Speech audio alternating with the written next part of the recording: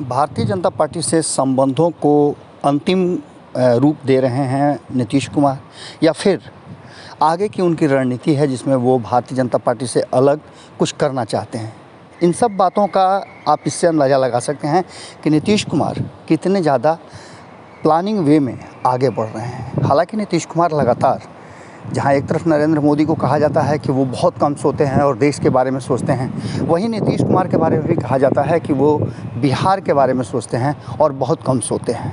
इन सारी बातों को लेकर के क्या नीतीश कुमार अब बिहार के लिए एक अलग तरह की रणनीति बना रहे हैं, एक अलग तरह की राजनीति का हिस्सा है, या फिर नीतीश कुमार वास्तव में बिहार को जातीय जनगणना से बदल देंगे? इन सारी बातों को लेकर के अब चर्चा इस बात पर होने लगी है कि जातीय जनगणना को लेकर भारतीय जनता पार्टी के नाराज़गी के बावजूद नीतीश कुमार ने क्यों एक्शन लिया और इतना तेज़ी से एक्शन लिया।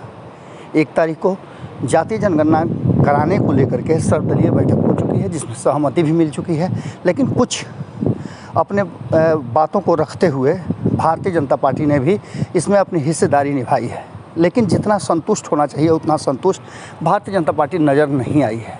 लेकिन सबसे बड़ी बात यह है कि नीतीश कुमार जितना जल्दी जातीय जनगणना को लेकर के एक्शन लिया, उतना ही जल्दी उन्होंने उसके कार्यक्रम को लोगों तक पहुंचाने और इस बात को बताने के लिए कि जातीय जनगणना हर हाल में वो कराएंगे, इसको लेकर के वो बहुत ज़्यादा, कहा जाए तो, तैयारी में थे।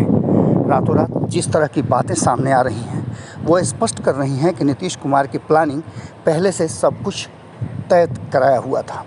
नीतीश कुमार को ये पता था कि किस तरह से उनको प्लान को एग्जीक्यूट करना था। यानी कि सीधे तौर पे आप समझ सकते हैं कि नीतीश ने प्लान बना लिया था, राजनीति को किस तरह से मोड़ देना है, और रातों रात ऐलान भी कर दिया। देखिए किस तरह से अपने पदाधिकारियों के द्वारा नीतीश कुमार ने इस पूरे प्लान का जो चर्चा करवाया और बताया कि इसके लिए क्या कुछ तैयारियां हैं। आप समझ सकते हैं कि 1 तारीख को सर्वदलीय बैठक होती है, लोगों के विचार आते हैं, और 2 तारीख को शाम होते होते सिर्फ 24 घंटे के भी कम समय में सब कुछ तय किया हुआ मिलता है। यानी सीधा सा बात है कि पहले से प्लानिंग हो चुकी थी और इसके लिए नीतीश कुमार पहले से सब कुछ तय कर चुके थे, सिर्फ उसे एक अमली जामा पहनाना था। सुनिए क्या कह रहे हैं अधिकारी और किस तरह से जातीय जनगणना को लेकर के नीतीश कुमार एग्रेसिव है। पर स्वीकृति दी गई। बिहार राज्य के अपने संसाधनों से जाति आधारित गणना, कास्ट बेस्ड सर्वे कराने के संबंध में मैं अनुरोध करता हूं माननीय आदरणीय मुख्य सचिव महोदय से कि इस संबंध में हमारे प्रेस को ब्रीफ करें। मंत्रिपरिषद की बैठक में इस प्रस्ताव को मंजूरी दी गई कि राज्य सरकार अपने संसाधनों से जाति आधारित गणना कराएगी। सरकार के स्तर पर जाति आधारित गणना कराने की जिम्मेवारी सामान्य प्रशासन विभाग को दी जाएगी। जिला स्तर पर जिला पदाधिकारी यानी डिस्ट्रिक्ट मजिस्ट्रेट इसके नोडल पदाधिकारी होंगे एवं इसके संपूर्ण प्रभार में रहेंगे। सामान्य प्रशासन विभाग एवं जिला पदाधिकारी ग्राम स्तर, पंचायत स्तर एवं उच्चतर स्तरों पर विभिन्न विभागों के अधीनस्थ कार्य करने वाले कर्मियों की सेवाएं इस कार्य हेतु ले सकेंगे।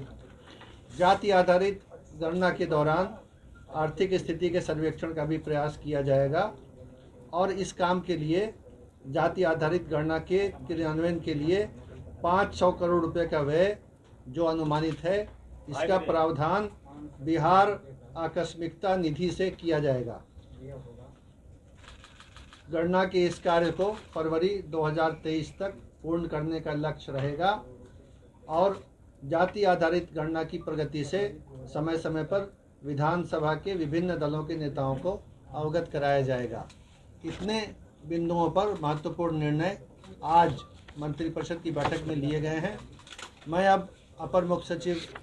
तो आपने देख लिया, अब आप समझ सकते हैं कि नीतीश कुमार और भारतीय जनता पार्टी के बीच में जो संबंध हैं, उन संबंधों को लेकर के नीतीश कुमार कितना ज़्यादा तैयारी कर रहे हैं, या फिर इस संबंध को समाप्त करने के लिए नीतीश कुमार कितना ज़्यादा एग्रेसिव हैं।